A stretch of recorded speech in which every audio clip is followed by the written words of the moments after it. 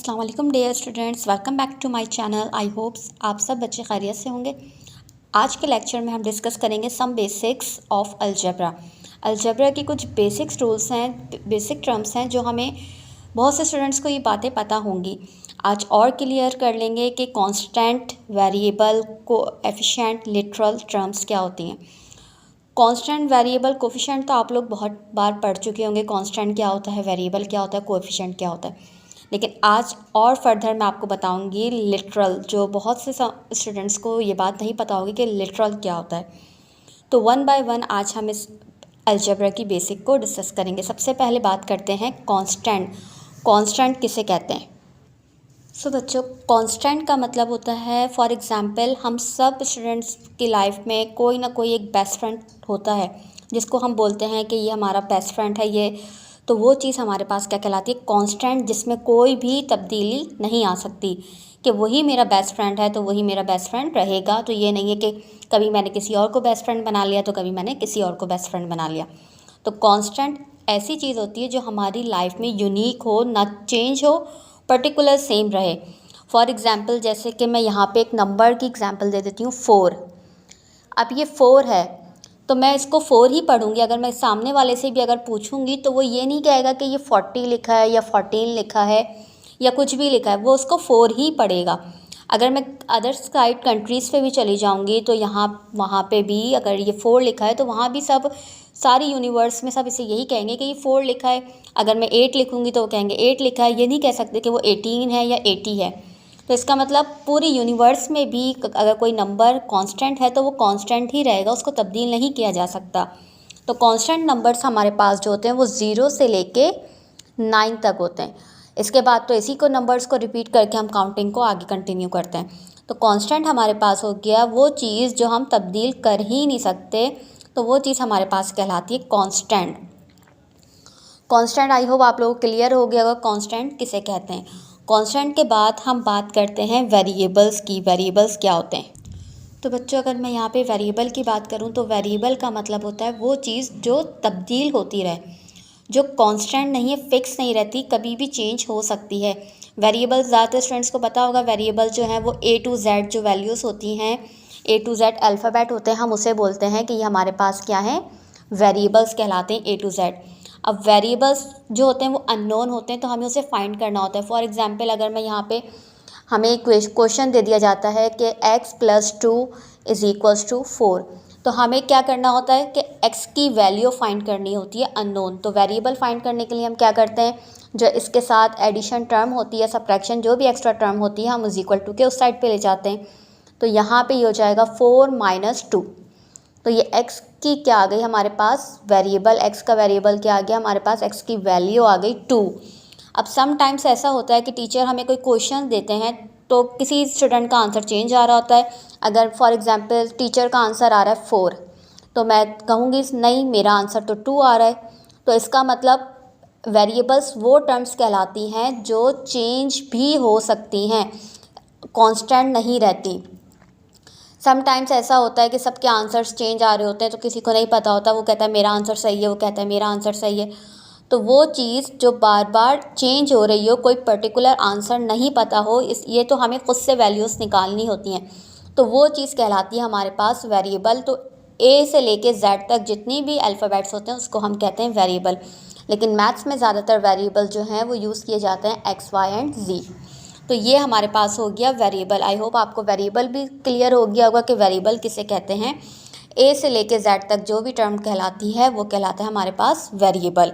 अब बात करते हैं कोएफिशिएंट। कोएफिशिएंट क्या होता है हमारे पास? स्टूडेंट्स, अब बात कर लेते हैं कोएफिशिएंट। कोएफिशिएंट क्या होता है? कोएफिशिएंट वो होता है जो कांस्टेंट और वेरिएबल्स को मिला के बनाया जाए with operation multiplication. For example, अगर मैं यहाँ पे 4 + x लिखती हूँ तो यहाँ पे ये 4 जो है वो मेरे पास कहलाएगा कांस्टेंट और x जो है मेरे पास कहलाएगा वेरिएबल। अगर मैं इसी फॉर्म को विथ मल्टीप्लिकेशन के साथ लिख दूँ 4x, तो अब मैं ये नहीं कह सकती कि ये कांस्टेंट है या ये वेरिएबल है। अब ये फॉर्म मेरे पास क्या कहलाएगी, कोएफिशिएंट। मीन्स मल्टीप्लिकेशन और डिवीजन में ये एप्लीकेबल होता है कि ये चीज़ हमारे पास कहलाती है कोएफिशिएंट। अगर मैं टर्म्स x और y, तो ये टर्म हमारे पास बन जाती है वेरिएबल, कोएफिशिएंट टर्म बन गए। अगर ये टर्म्स 4/x लिखूंगी तब भी ये क्या कहलाएगा हमारे पास कोएफिशिएंट। जस्ट एडिशन और सब्ट्रैक्शन अगर टर्म में हमारे पास आ गया तो वो टर्म्स के साथ अलग अलग वेरिएबल काउंट होता है और कांस्टेंट काउंट होता है। फॉर एग्जांपल अगर मैं एक और एग्जांपल ले लूँ, यहाँ पे मैं लिख देती हूँ 3x माइनस वाई। अब हमारे पास क्या हो जाएगा, एक और टर्म लिख लेती हूँ +4। अब ये टर्म हमारे पास क्या हो जाएगी, इसमें मल्टीप्लिकेशन आ रही है, दोनों वेरिएबल और कांस्टेंट हैं लेकिन दोनों मल्टीप्लिकेशन के साथ आ रहे हैं, तो वो टर्म हमारे पास क्या बन जाती है, कोएफिशिएंट। और ये सिंगल टर्म है तो इसको हम कह सकते हैं वेरिएबल और इसको हम कह सकते हैं कांस्टेंट। बस याद रखिएगा जब भी वेरिएबल और कांस्टेंट एक साथ विथ मल्टीप्लिकेशन या डिवीजन के फॉर्म में आ जाएं तो फिर वो वेरिएबल और कांस्टेंट नहीं रहता, वो क्या बन जाता है, हमारे पास कोएफिशिएंट बन जाता है। और टर्म्स अगर डिवाइड हो रही हो, अलग अलग करके सेपरेट कर दें टर्म्स को, तो ये क्या कहलाता है हमारे पास कांस्टेंट और वेरिएबल। आई होप आपको ये क्लियर हो गया होगा कि वेरिएबल, कांस्टेंट, वेरिएबल और कोएफिशिएंट किस फॉर्म में हम लिख सकते हैं। ये बहुत से स्टूडेंट्स को ये बातें पता होंगी। आज हम ज़्यादा फोकस करेंगे लिटरल पे। बहुत से स्टूडेंट्स कंफ्यूज हो जाते हैं कि वेरिएबल को हम लिटरल भी कहते हैं, लिटरल को हम वेरिएबल भी कहते हैं। ऐसा क्यों कि जब वेरिएबल को हम A to Z कहते हैं और उसी को हम लिटरल भी कह रहे होते हैं, लेकिन नहीं, इसमें थोड़ा सा डिफरेंस है। अगर आप लोग अंडरस्टैंड करें तो लिटरल और वेरिएबल में थोड़ा सा डिफरेंस है कि किस तरह से हमें पता चलेगा वेरिएबल है या लिटरल है। बात कर लेते हैं लिटरल्स की। लिटरल्स का क्या मतलब है, मैं इजी सी एग्जांपल लेके आपको समझा देती हूँ कि लिटरल का क्या मतलब होता है। आप लोगों ने, बहुत से स्टूडेंट्स ने ये सिंबल देखा होगा जिसको हम बोलते हैं पाई। पाई की वैल्यू हम सब स्टूडेंट्स को पता है, पाई की जगह, और ये सिंबल ही है। पाई की वैल्यू को हम क्या लिखते हैं, 3.142। ये कांस्टेंट है, ये नोन है, हमें पता होती है कि जब भी हमें पाई लिखना होता है तो हमारे पास क्या लिख देते हैं हम उसकी जगह पे 3.142।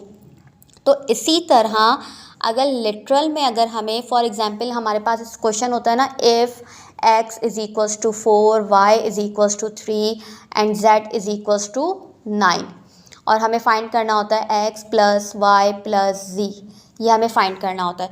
तो हम क्या करते हैं, हम इन वैल्यूज़ को क्या करते हैं, इस इक्वेशन में पुट कर देते हैं और अपना आंसर निकाल लेते हैं। तो ये हमारे पास जो दिए हुए हैं ये वेरिएबल नहीं है, ये अब हमारे पास क्या हो जाएंगे, ये लिटरल बन जाएंगे, क्योंकि इसकी वैल्यू हमें पता है, फिक्स करके दे दी है ये वैल्यूज़ हमें। इसमें चेंजिंग कुछ नहीं आ रही, इसमें सब बता दिया कि x की जगह आपको ये रखना है, y की जगह 3 रखना है, z की जगह 9 रखना है, तो ये फिक्स हैं। इसमें हमें ये नहीं कहा कि आप x की वैल्यू फाइंड करें, y की वैल्यू फाइंड करें। इसमें जस्ट क्या कहा है, आपको वैल्यूज़ कांस्टेंट दे दी हैं कि x की जगह 4 रखें, y की जगह ये रखें और z की जगह 9 रख के जस्ट आपको इक्वेशन जो भी दी होगी आपको उसका आंसर निकालना है। और वेरिएबल्स में हमें क्या करते हैं, वेरिएबल्स में हमें वैल्यूज़ पता नहीं होती, वेरिएबल हमें खुद से फाइंड करने होते हैं, तब्दीली चेंजिंग आती रहती है। किसी का आंसर कुछ और भी आ सकता है, 3 आ सकता है, मेरा 5 आ सकता है, आपका 9 आ सकता है, तो वेरिएबल्स बदल सकते हैं, लेकिन लिटरल्स कभी भी चेंज नहीं हो सकते। लिटरल में हमें वैल्यूज़ फिक्स कर देती, क्योंकि हमें पता ही है कि हमारे पास x की जगह ये है, y की जगह ये है, z की जगह ये है, तो हमें चेंज नहीं करनी पड़ी, क्योंकि सवाल में खुद आपको बता दिया है कि आपको इन वैल्यूज़ की जगह पे, वेरिएबल्स की जगह पे ये रखना है। अब हम इन सबको वेरिएबल्स नहीं कह सकते, अब ये क्या हो जाएंगे, हमारे पास लिटरल हो जाएंगे। अब ज़रूरी नहीं है एक्स वाई जेड हो, आपके पास 2a plus 3b plus 4z। अब यहाँ पे भी हमारे पास ये क्या हो जाएंगे, a b z, ये तो कोएफिशिएंट बन रहे हैं हमारे पास। लेकिन अगर इस फॉर्म में हम लिखें 2a plus Y minus z, अब ये y और z, 2a तो कोएफिशिएंट है, ठीक है, लेकिन अब y और z कैसे पता चलेगा, y और z अगर आप लोग को लिटरल का ना पता हो तो आप लोग तो यही कहेंगे ये वेरिएबल है, लेकिन सवाल में हमें y और z की वैल्यू फिक्स कर दी है, चेंजिंग नहीं आ रही, फिक्स हैं वैल्यूज़। तो अब हम कह सकते हैं ये वैल्यूज़ हमारे पास क्या हैं, लिटरल हैं। आई होप अब आपको क्लियर हो गया होगा वेरिएबल और लिटरल में क्या डिफरेंस है। तो यहाँ पे लिटरल का टॉपिक भी ख़त्म हो चुका है। अब बात करते हैं टर्म। टर्म किसे कहते हैं, तो बच्चों टर्म्स हमेशा हम ऑपरेटर्स को देखते हुए बताते हैं कि ये हमारे पास टर्म है। फॉर एग्ज़ाम्पल यहाँ मैंने लिखा है x plus y plus z. तो ये सिंबल बताता है कि ये ऑपरेटर बताता है कि हमारे पास कितनी टर्म्स हैं। अब मैं हमेशा इस साइन से पहले, और ये साइन सिर्फ पॉजिटिव प्लस या माइनस का होना चाहिए। अगर मल्टीप्लिकेशन का हो गया तो ये जस्ट हमारे पास वन ऑपरेटर है। अब हम इसको नहीं कह सकते टू ऑपरेटर है। अगर इन दोनों के बीच में हम साइन लगा दें प्लस का या माइनस का, तो अब हम ये कह सकते हैं कि ये हमारे पास क्या है, टू टर्म्स हैं। लेकिन जब मल्टीप्लिकेशन और डिवाइड की बात हो तो वो हमारे पास क्या कहलाएगा, सिर्फ वन ऑपरेटर कहलाएगा। फॉर एग्ज़ाम्पल अगर मैं यहाँ पे एक और लिख लेती हूँ 4ab माइनस का 2। अब आप लोग जिसको नहीं पता होगा कि ये साइन से हमें पता चलता है हमारे पास कितनी टर्म है, तो आप कहेंगे नहीं सर हमारे पास तो 1 2 3 4 ये 4 टर्म्स हो गई और ये 5 टर्म्स हो गई। नहीं, अगर वैल्यूज़ में मल्टीप्लिकेशन आ रहा होगा, जब भी किसी वैल्यू के बीच में साइन नहीं होता तो आपस में वैल्यूज़ क्या हो रही होती है, मल्टीप्लाई हो रही होती हैं।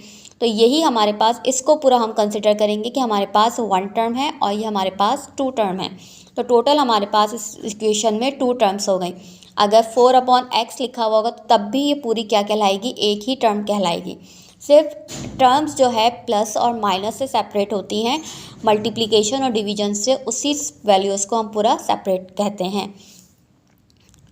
उम्मीद है आप सब बच्चों को ये क्लियर हो गया होगा कि बेसिक अलजेब्रा में कांस्टेंट, वेरिएबल, कोएफिशिएंट, लिटरल और टर्म्स किसे कहते हैं। अब बहुत छोटी सी चीज़ें हैं तो कोई मुश्किल नहीं होगी। नेक्स्ट वीडियो में मिलते हैं, जब तक के लिए अपना ख्याल रखिएगा। अल्लाह हाफ़िज़।